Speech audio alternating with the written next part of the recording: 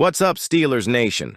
Let me tell you something. This team is doing everything it can to level up in 2025.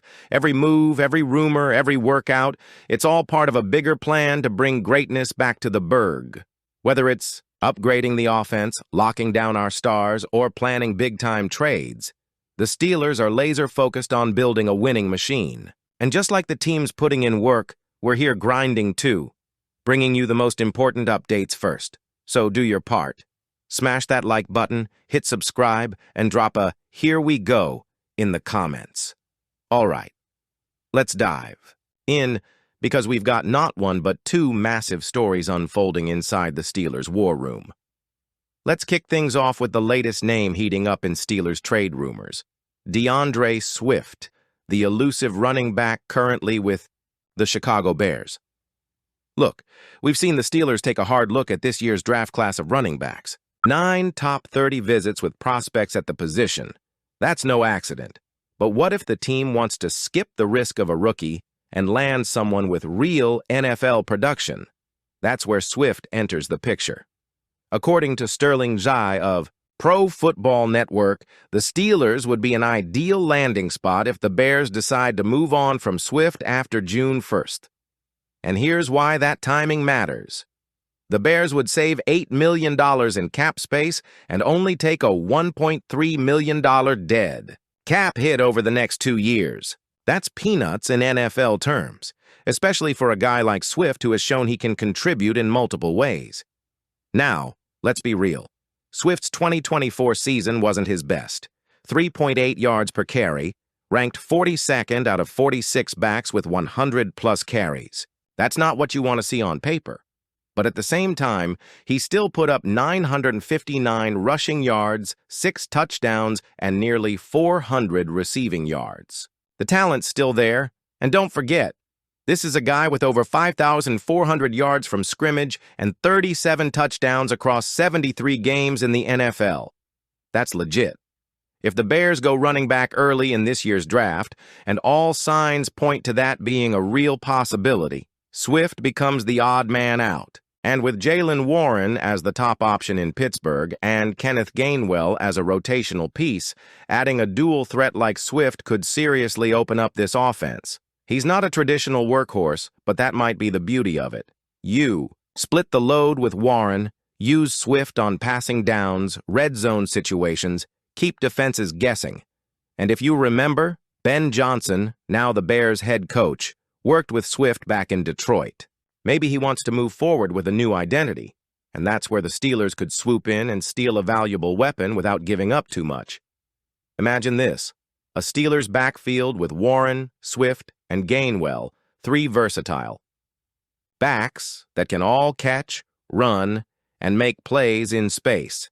That's a nightmare for defenses, and it's the kind of creative approach this team needs. Now let's shift gears to the heart of the defense. TJ Watt. This one's been keeping fans up at night, and for good reason. Watt's heading into the final year of his deal, and he wants what he deserves, a mega extension that reflects his status as one of the best defenders in football. But here's where it gets tricky. The Browns just made Myles Garrett the highest-paid non-quarterback in the league. And let's be honest, if Garrett got that bag, Watt deserves a bigger one. Since arriving in Pittsburgh in 2017, Watt has been the soul of this defense. He's a future Hall of Famer, a game-changer, a true Steeler through and through. But now, with the edge rusher market skyrocketing, shout out Max Crosby for briefly holding that highest-paid title too, the Steelers find themselves in a corner.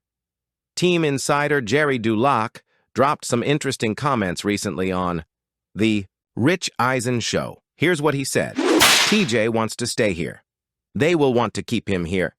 I think it's an end-of-the-summer type of situation where that's where it would get resolved. You're not going to see another monster deal like he had the first time relative to the salaries. But they want to keep him and he wants to be here. Now pause. That's concerning. If Watt doesn't get a deal that beats Garrett's, are we heading toward a standoff? This is the guy who's poured his heart into this franchise and never won a playoff game. Think about that. You've got one of the top defensive players in the league wasting away during quarterback chaos, poor roster building, and playoff disappointment. Can you really expect Watt to stay loyal if he's not given the respect and the paycheck he's earned? Let's be clear. Nobody wants to see TJ Watt wearing another jersey.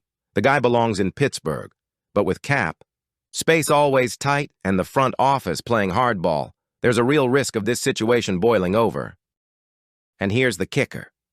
Had the Steelers handled this earlier in the offseason or even during 2024, they could have locked Watt in before Garrett reset the market. Instead, they waited. And now, it could cost them millions more. If this goes sideways, a trade becomes a nuclear option. Is that likely? Not according to Duloc, but still, the fact that we're even talking about it shows how tense this situation really is. During his interview on the Pat McAfee show, Rodgers opened up for the first time since the Steelers made their move, and what he said confirmed a whole lot of what we've been hearing behind closed doors for weeks. He admitted that, yes, he did sneak into the UPMC Rooney Sports Complex on the South Side. He met with Mike Tomlin. He connected with Arthur Smith. And perhaps most importantly, he had deep conversations with quarterbacks coach Tom Arth, a relationship that seems to be clicking in a way that benefits Pittsburgh more than anyone else. Rodgers said it himself. The admiration for Mike Tomlin only grew during those meetings. And Steelers fans, that means something. We're talking about one of the most respected quarterbacks of this era showing genuine respect for the way this organization is run. But here's the twist. It's not about money. Rodgers made it crystal clear. He'll play for 10 M's. That's $10 million, which in today's quarterback market is practically a discount for a future Hall of Famer. He's not looking to squeeze every penny out of his final seasons. That tells us this isn't about financials. It's about purpose, timing, legacy. Right now, Rodgers is deciding between two paths, play or retire. It's not Steelers versus Jets. It's not Steelers versus Dolphins. It's football versus life. Now, here's the part most fans don't know. According to Steelers insiders, including sources who've been tracking this situation since day one, everything Rodgers said on McAfee's show checks out. The offer that was made to him by the Steelers is still sitting there, untouched, unchanged. Same terms, same pitch, same belief in what he can do for this franchise. Pittsburgh hasn't pulled it. They haven't lowballed him. They've made their move and are simply waiting. The front office is confident. Tomlin's confident. Even. Arthur Smith reportedly came away from the meeting excited about what Rodgers could bring to this offense. But here's the truth. No one in Pittsburgh knows when an answer is coming. It could be tomorrow. It could be July. And Rodgers made that clear too. He's not rushing this. He's sorting through some things outside of football, and until that part of his life is settled, he's not giving anyone a decision. Let's be honest. This entire situation shines a spotlight on how the Steelers are handling their offseason. Think about it. They've already made moves at quarterback. Russell Wilson is in the building. Justin Fields is on the roster. Most teams would say that's it. QB room complete. But the Steelers? They're not settling. They're not banking on good enough. They see a window. They see a chance to get one of the most talented quarterbacks in NFL history at a bargain price and let him elevate this roster one last time. Rodgers may be turning 41 soon, but when he's healthy and focused, he's still different. He's still capable of pulling off MVP-caliber seasons, and with weapons like George Pickens, Pat Freiermuth, and maybe a new-look backfield, you give him a decent offensive line and let Arthur Smith scheme, and suddenly the Steelers are a legit threat in the AFC, and let's not forget, Rodgers wants structure. He wants stability. He wants to be somewhere where football still means something. And that's Pittsburgh, 100%. The only problem? Time. The Steelers are essentially on hold. And that's not necessarily a bad thing, but it does make things complicated. Do they go all in on Fields and start developing a long-term plan around him? Do they give Wilson the keys if Rodgers passes? Or do they hold out just a little bit longer, knowing that a game changer might still walk through the door? One thing is clear. Rodgers isn't dragging this out for drama. He's not ghosting. teams or playing both sides. He's simply being honest.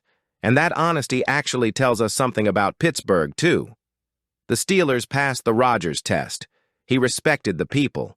He loved the conversations. He connected with the culture. That doesn't happen by accident. Even if Rodgers walks away from the game, and that's a real possibility, what he said this week validates what this team is building. It confirms that the Steelers are back on the radar of elite players. That matters. So let's tie it all together, Steelers Nation.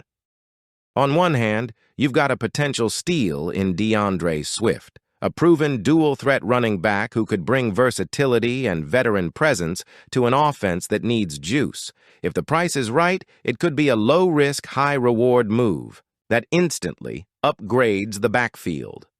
On the other hand, you've got the heart and soul of the defense facing a contract crossroads. T.J. Watt deserves his payday, and the Steelers need to figure it out fast before this thing gets messy. Both of these situations reflect a bigger theme. Pittsburgh is standing at a crossroads. This team could either step into a bold new era, reloaded on offense, secure on defense, with stars locked in, or fumble the future by letting talent slip away and misplaying negotiations. So now, Steelers fans, I want to hear from you. Do you want the Steelers to make a move for DeAndre Swift? Should T.J. Watt become the highest-paid non-quarterback in NFL history? And how do you feel about the way the front office is handling things? Let's get loud in the comments.